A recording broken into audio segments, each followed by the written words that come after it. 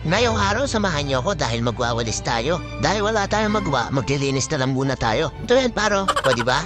Stupid. Nagwawalis tayo ngayon dahil maglilinis tayo ng swimming pool. Nirentahan nila ito at ihatid natin siya bukas. Pero bago natin siya ihatid, kailangan muna natin itong malinisan. Winawalisan ko muna ang paglalatagan ng ating swimming pool para hindi ito mabutas. Magtatanghali na nga kaya nagpakain na rin ako ng manok. Sige lang, kain lang kayo para mabilis kayong tumaba. At meron na nga tayong pangkagdireta o kaya tinola. Kapit na nga matapos itong winawalis ko. At ilalatag na nga natin itong kanyang mga sapin. Nanonood pa yung buntis. Yan nga pala yung alaga ko si Chloe.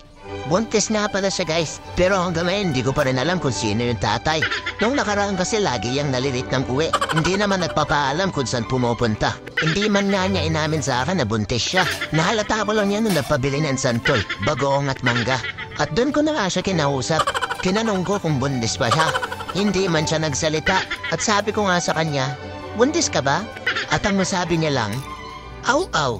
Baka siguro masakit pa rin para sa kanya. May suspect na nga ako kung sino ang tatay ng kanyang mga anak.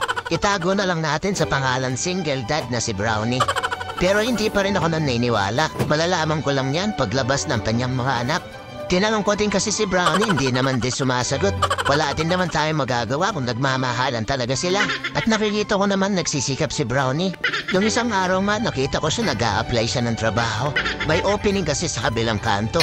Taga-tahol at taga-habol ng tao. Sobrang laki na nga ng tiyan ni Chloe. At manganganak na nga siya sa susunod na linggo. Gusto nga daw niya na mag-maternity shoot. Magpapapicture yung buntis. Pero sabi ko sa kanya wala pa tayong pera. Baka pagkatapos mo na lang manganak. Pero may mas maganda akong idea. Magpa-gender reveal ka kaya. Kaso naisip ko kung 5 yan. Sigurado may lalaki at babae. Kaya wag na lang siguro. Kunahin na lang muna natin pag-ipunan na yung pampaanak mo. Sana naman maging safe ang panganganak ni Chloe. Kadalasan kasi sa mga ganitong breed ay cesarean.